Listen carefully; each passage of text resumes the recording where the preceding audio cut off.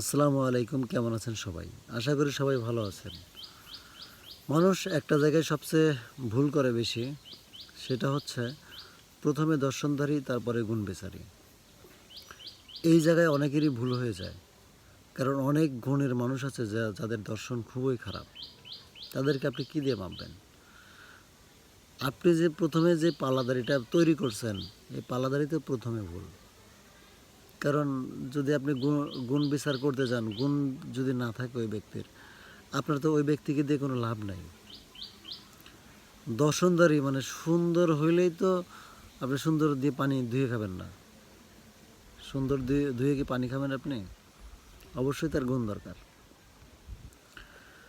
আর এজন্যই মানুষ প্রথম ভুলটা করে ফেলে। মানুষের সর্বপ্রথম উচিত, যে কোনো ব্যক্তি যে কোনো পজিশনে যে কোনো ড্রেসে থাকুক, তার প্রথমে গুণ বিচার করা।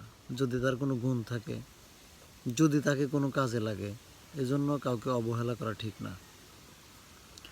আপনি যেই পাল্লাদারি দিয়ে আপনি মাপবেন ওই ব্যক্তির গুণ, ওই ব্যক্তির ওয়েট, ওই পাল্লাদারির মাত্রাই তো নষ্ট।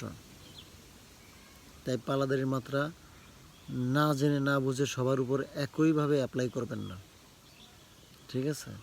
আপনি কোনো পাত্র বা পাত্রী দেখতে যাচ্ছেন না, বিষয়টা মনে রেখেন।